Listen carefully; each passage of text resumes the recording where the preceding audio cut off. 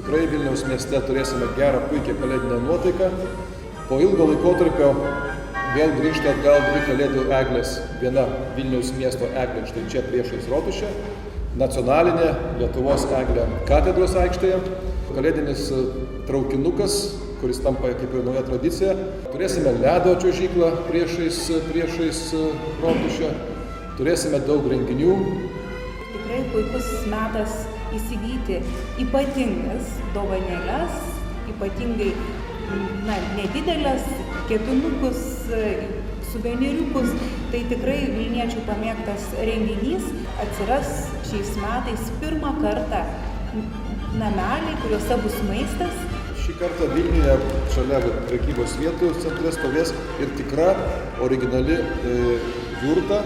Manome, kad kalėdos ir kava yra labai neatsiejamas dalykas, nes tai yra apie bendravimą, apie gyvą bendravimą, ko mums trūksta, apie šilumą ir apie tikrumą.